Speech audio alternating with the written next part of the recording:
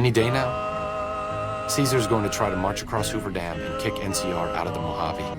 My late father was an officer in a group called the Enclave, a remnant of America's pre-war government. Memories being short around here, not a whole lot of people remember them. But they did bad things. Terrorized communities, kidnapped people. Eventually someone stopped them. I was born a few years later at a military base on the coast, a place called Navarro. After the Enclave's command structure fell apart, it was only a matter of time before Navarro was overrun by NCR forces. My mother and I left with some of the troopers from my father's old unit, the same people I've kept in contact with over the years. Anyone who didn't get out was killed by the NCR. Even some of the ones who escaped were eventually hunted down by the Brotherhood of Steel. I'd like you to talk to the old-timers, the remnants. I don't think I could convince them by myself. To them, I'm still a kid. Thought I recognized the fellow with you. So what's this reunion all about then? Do a bit of good before we're all dead and forgotten? You can count me in. If I had to pick anyone who didn't belong in the Enclave, it would definitely be Johnson. He hated what the Enclave was doing. Day to day, week to week, he would question orders, subvert mission objectives, do anything he could to serve without serving. It's amazing he was never court-martialed. Hello, Arcade. Making some new friends, are you? Why the need for a bunch of old war horses like us? Swooping in on a vertibird, guns blazing? Haven't done that in years, but all right, I'm in. Judah Krieger is the glue that's kept us all together over the years, and with good reason. Anyone who can command Moreno and Johnson in the same unit without somebody getting fragged is one hell of a leader. I'm intrigued, so I'll go to this reunion. Doc Henry always was a hard one to figure out. It didn't seem to matter whether he was working with humans or dogs. He had an equal lack of affection for both. Not everyone dreams of being a revolutionary, I suppose. Maybe we can't all change the world. Maybe it's enough just to do good for the short time that we're here. No one's going to sing Doc Henry's praises when he's gone, but he's probably saved more lives than I ever will. Told you everything about us, did he? Well, it's been a while since I've had my hands on the controls of a vertibird. There's a chance I could crash us in the middle of Lake Mead. That place seems to attract aircraft for some reason. But if I get one more chance to fly, count me in. I'll be there. Since my mother died, Daisy's been the only woman in my life. Being in the Enclave didn't mean much to her. She just loved to fly. It broke her heart to be grounded. Been a while, Arcade.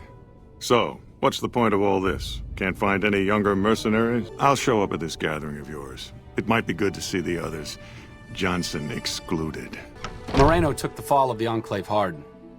He never questioned his orders, never questioned the legitimacy of what the Enclave was doing. To him, it was all one unbroken chain, from Washington to Richardson. When we left Navarro, I remember looking up at Moreno. He said, "Kiss America goodbye, boys." When we left the Enclave behind, the love in him burned itself out. Now there's just a bitter old man left. That's the plan. We're gonna have a problem with Moreno, though. He won't like that we're helping the NCR. I didn't come all the way out here just so we could save the fucking NCR. I'm out. Fine, I'm in. But don't expect me to hold my fire if any NCR troops get in the way. Thanks for doing this. Getting them all back together again. I need to make a stop before I settle in. I'll be back in a while. Since Whitman will be staying with the vertibird, she's offered to give her old suit of power armor to you.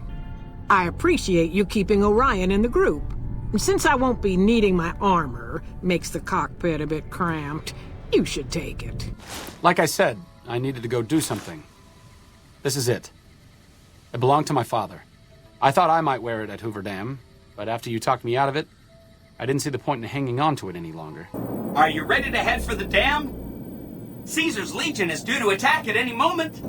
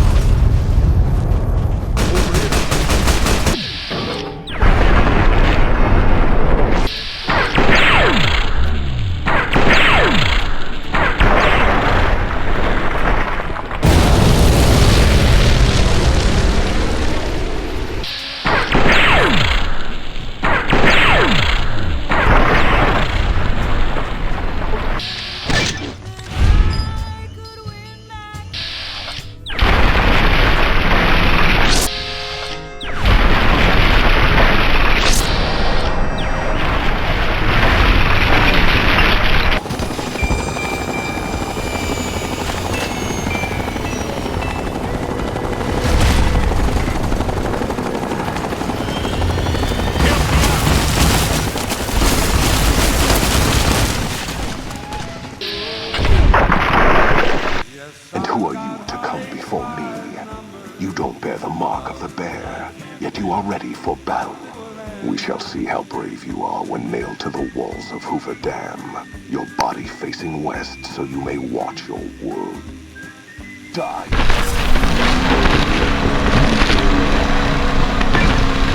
Caesar on the cross.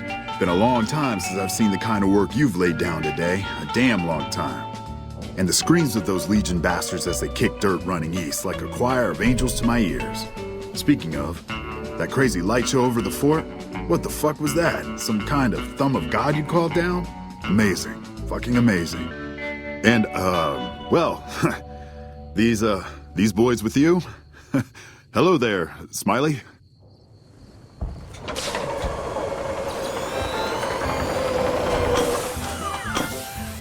Guess it ain't no secret how you, I say, can you ask them to put their weapons down? Was just reaching in my coat to give you a cigar. I would sooner spit on the grave of my dead mother than let some courier walk the wasteland fuck talk to me like that. Who the hell do you think you are? And so the courier who had cheated death in the cemetery outside Good Springs cheated death once again, and the Mojave wasteland was forever changed. The courier, with the aid of Yes Man, drove both the Legion and the NCR from Hoover Dam, securing New Vegas's independence from both factions. With Mr. House out of the picture, part of the Securitron army was diverted to the Strip to keep order. Any chaos on the streets was ended. Quickly. Chaos became uncertainty, then acceptance with minimal loss of life. New Vegas assumed its position as an independent power in the Mojave. Supporting the ideals of independence, the courier was recognized as the woman responsible for a truly free New Vegas. She ensured that Mr. House's tyranny was broken, and that neither Caesar's Legion nor NCR would ever gain control over New Vegas. Though the wasteland became anarchic after Hoover Dam, the Boomers' display of power dissuaded fortune seekers from attempting to penetrate Nellis. Buried beneath tons of rubble, the Mojave chapter of the Brotherhood of Steel was no more. Those few who were outside the Hidden Valley bunker when it was destroyed settled into new lives, or headed west to find a new chapter to join. The death of the Mojave Brotherhood came much too soon for Veronica, and in their absence, she felt truly lost.